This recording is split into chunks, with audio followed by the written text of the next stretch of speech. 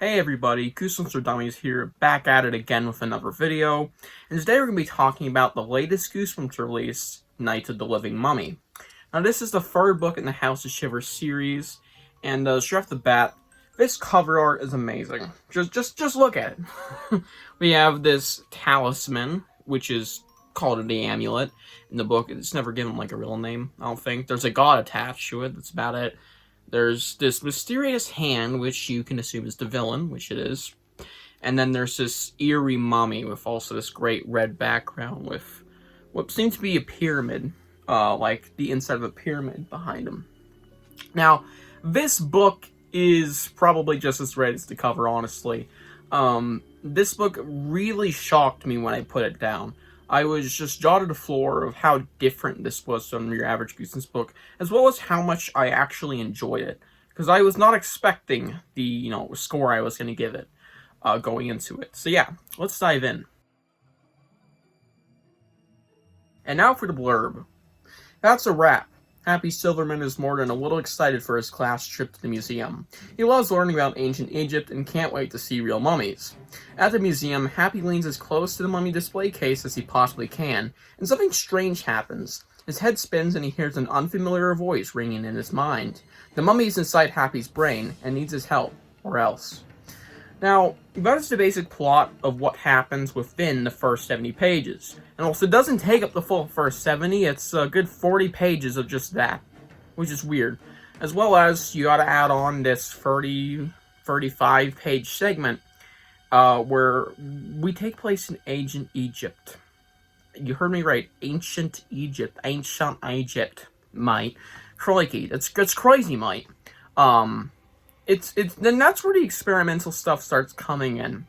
And let me tell you, before I get into my upsides, where I start spoiling everything, like I said, this is a very experimental or out there book, and unique, and shocking, just because of, well, the experimentalness of it.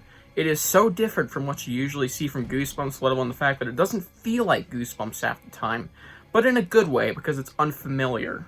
But you like it. I hope. At least I did. So yeah, let's move on to my upsides. This book was clearly trying to be very ambitious, and it kind of succeeded at that at the end of the day. It did what it was trying to do and be a fantastical mummy story for once, and just a fantastical story for once in general, because we don't see this stuff every now and then, This is a rare occurrence. Not every now and then, not every once in a while. This is something you don't see often. Next thing I wanted to mention was the first half of this book. Though it's not the better half, I don't feel, it has a notable quality. And that is, it is giant exposition. And this is probably the best case of exposition I've ever seen in a Goosebumps book, right? Usually character exposition is like 10 pages. It introduces maybe some side characters, friend characters, and well, that is present in this book. Ramon, the boy king, you see on the cover, this is the mummy, he is built up for 30, 35, almost 40 pages, and Happy even gets a lot of building up as the story goes on and in the first 30 pages. And it's just really nice. It's the best exposition I've ever seen. It built up both characters excellently, especially Ramon. And there was some really cool things involving Ramon, like some gnarly stuff. The way he died, because there was a death scene less than 50 pages in this fucking book, I believe. Which is very strange, but very cool. As well as Ramon coming to life as a mummy, which sounded gross since he was a living mummy. I mean, a very recent, which makes it even worse. He's like, he can probably feel the tar in his bones. It's probably so nasty. But yeah, there's some gnarly stuff in those first 70 pages, as well as just great exposition. And in those first 70 pages, you also have, and at the end of the book, the flashbacks. Well, first is a flashback. The second one is actually a modern day, but traveling back in time. it's super weird. But the flashback scene in the first 70 pages, the whole setting of ancient Egypt is really cool, and I just like the idea of going back in time for this mummy story. Giving you information about Ramon and just a bunch of info dumps, and just, it's cool. It's a cool idea. as well as the time travel aspect that is actually involved instead of it just being flashbacks to give you info. There is time travel, and that's how these villains are here modern day. They travel through the future. That's right, the villain and the kind of rude Ramon, so I guess he's sort of a villain. As well as the final, 20 pages. That was a pretty interesting segment where they went back to ancient Egypt to wrap up the story. Accidentally, of course, but pretty cool. I really liked that. And I also liked Ramon, not just because he has great exposition, but his relationship with Happy was really cool. That's my next upside. It was very different from what you usually see between, two characters having a relationship. It's usually they're best buds, or they're just their parents' son, or it's like you don't really like one or another. And it's kind of in between the best buds and you don't like each other for Ramon and Happy. And to say the least, it is very different from your average Goosebumps relationship, and it's very good. I really like their relationship and the way they interact, as well as some contrasting, since, Happy is a modern-day kid. This guy is a 5,000-year-old prince boy. I mean, at least they're the same age. It makes it feel more comfortable. Not that was weird, it's just like, they're both kids. They can kind of relate. And just the contrasting feel of their personalities, and as well as his own contrasting feel, because he can be very calm at times, but also very demanding, and he can even hurt Happy, which is a whole other thing I really thought was cool. And added a weird element to the dark side of Ramon. He can be a demanding prince, but it's still pretty cool. The biggest compliment I can give this book, past the fact that I couldn't put it down, was the experimental aspect, and this is my biggest upside to date. Sorry, I don't know what the fuck I'm saying there. The experimental feel of this story is so cool. It is so different and strange. It's like Be Afraid, Be Very Afraid all over again, only of course this one I felt like it did way better, at least more agreeably gonna be way better. I really like experimental stories, so. And this one just knocked it out of the park. The whole time travel aspect was strange, but we have seen it before, but not in this way.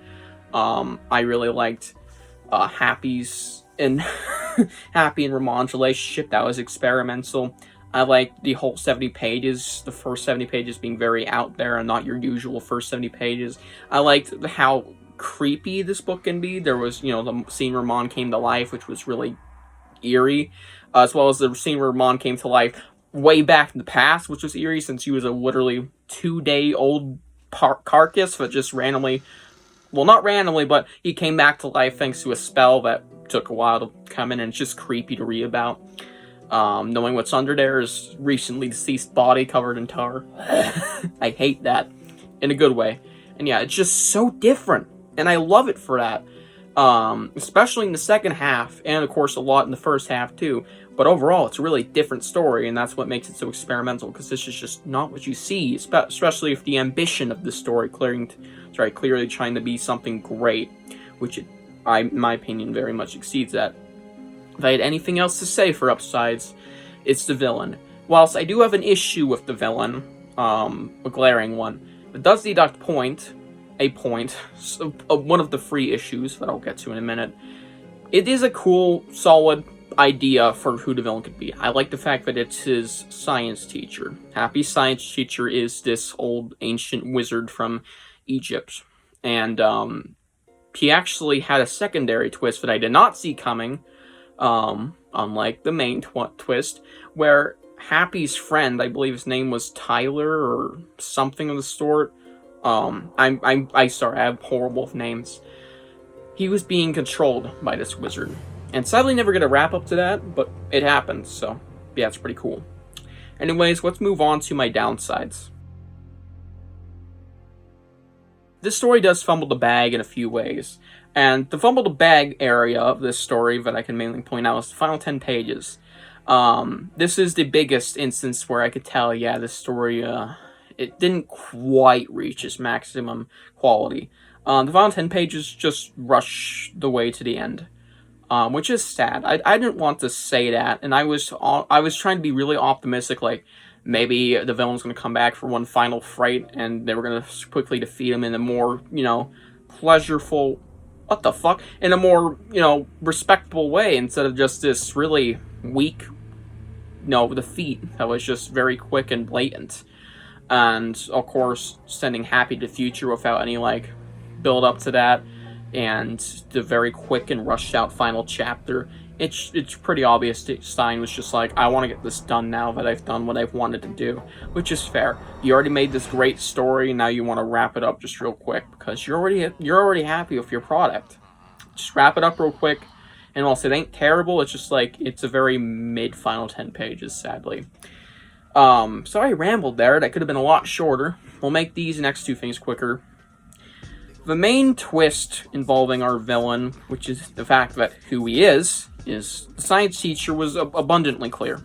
Just abundantly clear, and it was kind of annoying at times how clear it was. Fun little side note, I actually called the villain of this book from page 1. I'm not even fucking with you.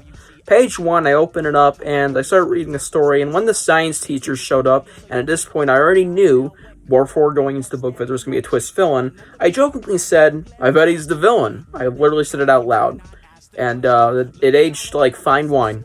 But it didn't bother me too much, but it definitely is going to affect the score a little. A very little, though, because I'm very forgiving. And if I had anything else to add on, this is probably the smallest downside. This book has some very clear filler scenes. I don't know if it's because I've read so many Goosebumps books that I'm able to point out filler more, but for some reason it was just really clear what the filler scenes were. There's a pointless 10-page scene of Happy sneaking into the mummy exhibit when it should just been open, done, get there, get that story going finally. They could have made a 60, 55 page opener instead of 70. But still, it's filler. And then there's also this homeless man scene that was completely filler. It's strange, and it doesn't bother me too much at the end of the day, but it's there. And it's why? Anyways, that's all I have to say for downsides. Let's move on to my rating.